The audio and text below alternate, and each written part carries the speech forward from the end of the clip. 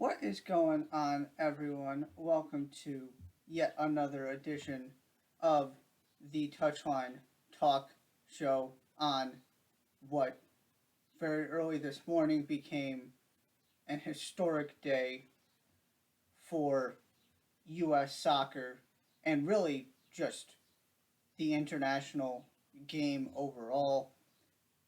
Of course, that is because the U.S. men's and women's national teams announced they had signed new collective bargaining agreements that are the first to ever, within a federation, create truly equal pay between men's and women's teams.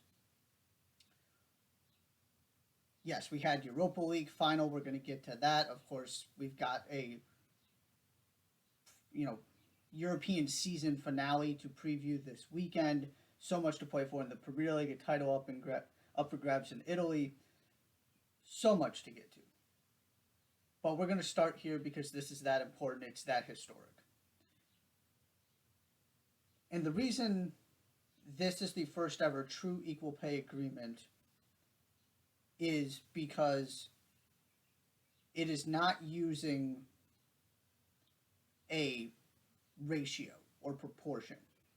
There have been times in the past where men's and women's teams are getting the same proportion of the money that comes in. What's different about this is that the proportions got thrown out the window. This is matching dollar for dollar between the men's and women's teams.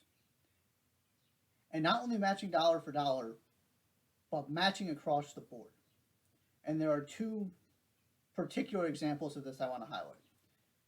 The first is a smaller one, but it's got an incredible amount of symbolism, which is that childcare is going to be provided to the U.S. men's team, the same way as the women's team. The idea here is very simply, and this was kind of highlighted when you heard specifically Midge Purse talking about this as both the men's and women's representatives discuss this agreement. The idea is very simple. The players on the men's team, including Walker Zimmerman, who's kind of been the face of the media side of this and sort of selling it and explaining it as the player rep, have kids. And so the idea was, we don't want this to come across as only women are responsible for raising children and they're the only ones who have to worry about childcare. We want the men's team to be able to have that too. And of course, the bigger one is the World Cup payout. And I want to spend some time here because there are a couple things that need to be highlighted, specifically the sacrifice made by the men's team to make this happen. In a vacuum, it seems simple. You just pay the teams the same. It's much more complex because the pots you're working from are vastly different.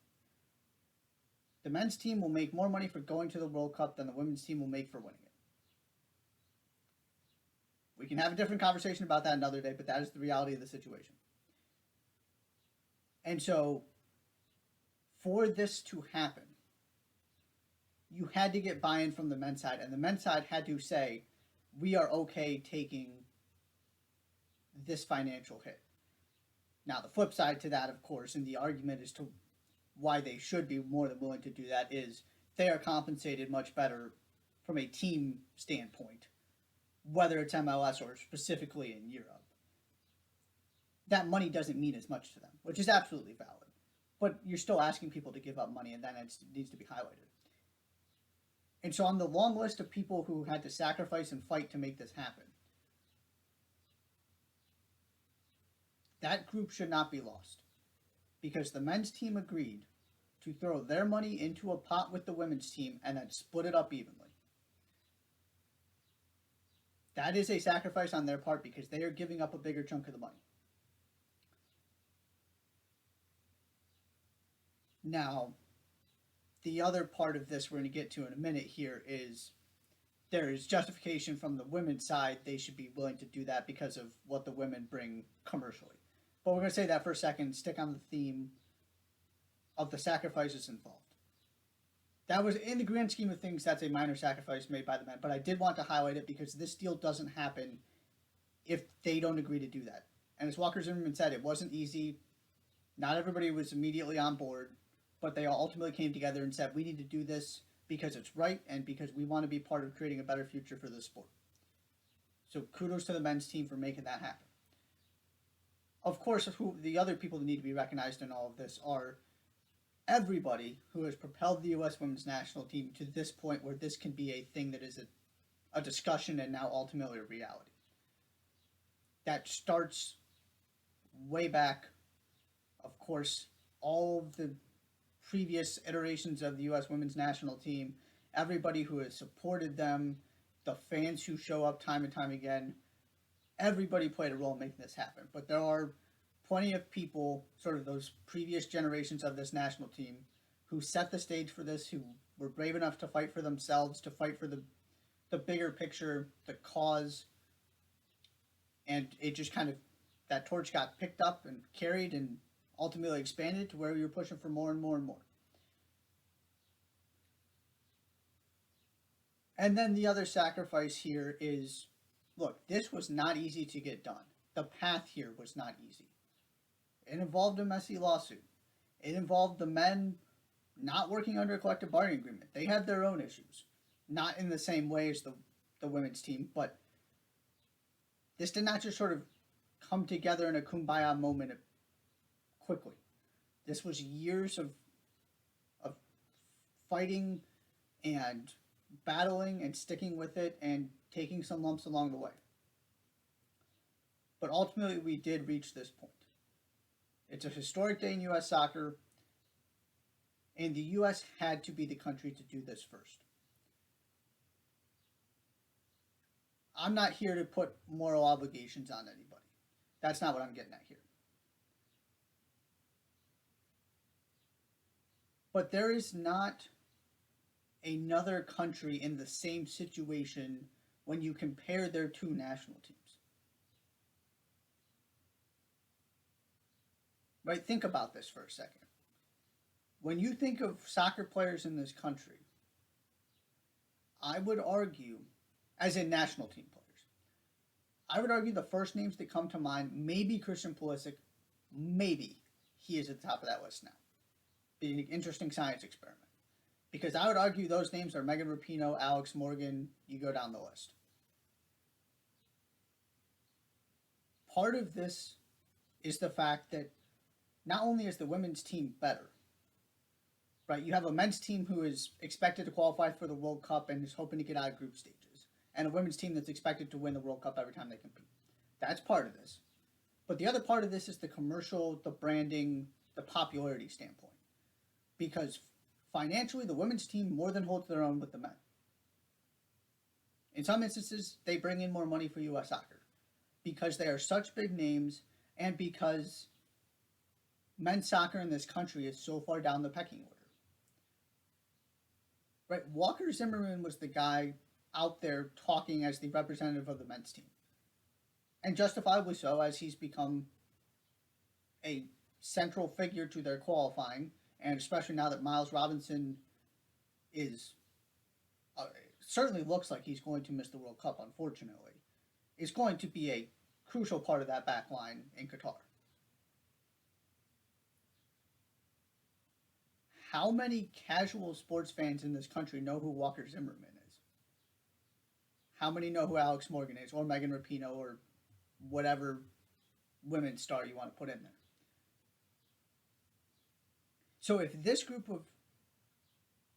this situation, where your women's team from a branding standpoint is, I would argue, more popular than your men, and certainly the individual stars have bigger brands, and that the women's team is way higher on the pecking order of popularity in women's sports than the men's team is on the men's side. If we can't come to an agreement here and make this work, how in the world is somebody else going to do it when you don't have all of these, the commitment to resources on the women's side, of course, but the fact that the optics of this looked bad for U.S. soccer because it's not like the men's team is carrying this organization here. In many ways, it's the women who are doing it, especially because the men couldn't even qualify for the last World Cup. And so this was the place to start, because to me it was not that it was easy, but it is the easiest situation to find a way to meet in the middle and get to an equal pay, a true equal pay situation. And that is where we now find ourselves. Everybody is on board. This is a terrific day for U.S. soccer. It sends a very important message. It hasn't been pretty the past couple years for a variety of reasons, but this is a huge, huge step in the right direction. And as many people have said, the goal here now is to be the standard bearer and to say, look, we figured it out. This can be done. You don't have to have the pressure of being the first country to do this. The formula was here. The baseline was here already for the U.S. to step up and do this. They got it done. Now the question becomes, okay, are other countries going to follow suit? How much of an impact does this have down the line for the women's game? All of that stuff, which obviously we won't know for some time. But again, you go line by line into all of the stuff that's in these CBAs. It is truly equal. It's not just putting lip service to it. It's not distorting it by making it proportions. This is everything coming in is getting split equally between these two teams. And so feel free to, I mean, people have been reporting on this all day. Feel free to go read what some people have had to say about it with these press conferences today. This is a huge deal, a long time coming, but we are here. Today is the day, and we can now officially say it's equal pay. I've said before I don't like doing transfer rumor things. To me, it's just a waste of time. And I still stand by that. However, what has happened with this Lionel Messi thing needs to be addressed. And I'm almost appealing to my non-soccer people here. The people who will ask me about Messi coming to MLS. Because we need to put this in context. Yes, there was a report that Messi has agreed to join Inter Miami following the conclusion of his PSG contract and buy 35% of the club. Okay. First of all, as many people have pointed out, that in and of itself sounds sketchy, specifically the 35% of the club part. The idea of him coming to MLS, the idea of him going to Inter Miami, always has been, is, and always will be reasonable. I can buy that. I think it's incredibly likely both him and Cristiano Ronaldo end up playing in MLS at some point. So on the surface, this doesn't smell fishy. But the details really give you pause. That's the first thing. And then we get into sort of what has happened since. Lionel Messi's dad, Jorge, has said this is simply not true. He hasn't made any decisions. People are just making stuff up. Of course, this would be far from the first time we've made stuff up when it comes to transfer rumors.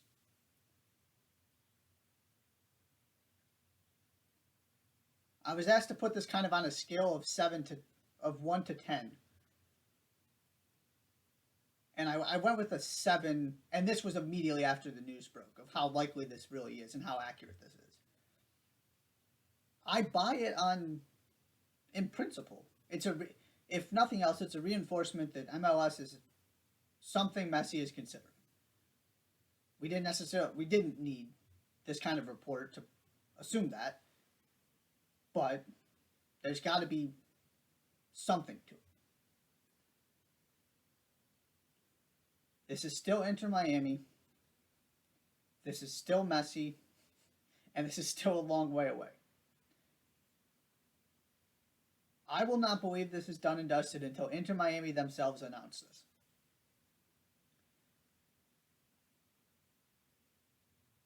Right? Think back to everything that has happened at Inter Miami since they've joined MLS. Those short years ago. How many things have gone smoothly and according to plan?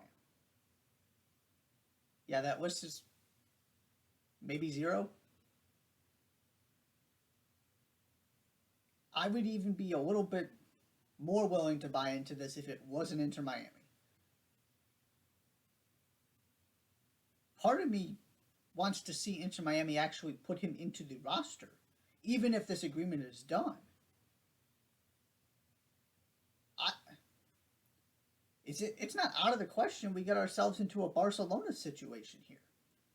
I mean, Inter Miami have already been punished for illegally the way that they built their roster, and now currently have, all these different players on loan different places and they had to scramble to get within the league's rules.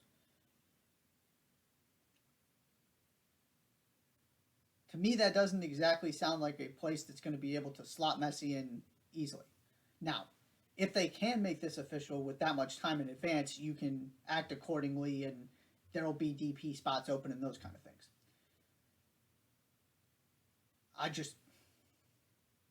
Everybody was kind of going off this one report. And that's the other part of this that scares me. You didn't see all of this verification coming. All we've seen in the aftermath is Jorge Messi saying, no, you're wrong. That's not true. And when it comes to Messi, his father is not just his father is also his agent. So that brings added weight to what he says. This is not just his dad saying something. He is involved in his son's contracts, negotiations, all of that stuff. So he is speaking from a place of authority. Now, is it possible they're just somehow trying to delay this and that this report is actually true? Sure.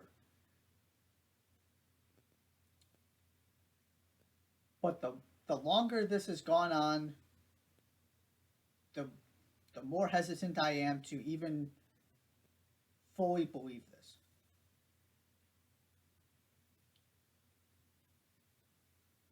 And immediately the reaction was, that seems like an absurdly 35% of the team. That seems ridiculous. And I concur with that. But even if you get past that part of it, I'm just becoming less and less confident about this thing. So I wanted to take some time to address that because this sport is just different when it comes to transfers. When people say stuff, it doesn't mean it's true. We can by and large trust the reporting of Woj or Adam Schefter or whoever when it comes to other sports in this country. And so it seems to me we've kind of done this, well, somebody said it, so it must be true. And my policy is I will believe it when I see the announcement, I see the hype video, I see Messi in an Inter Miami jersey with David Beckham, all of those things. We are far from that happening. And who knows, maybe PSG reach the final of the Champions League next year and Messi says, you know what, I want to give it one more go. We are just so far from this being a done deal. And one report is not going to change my mind on that at all.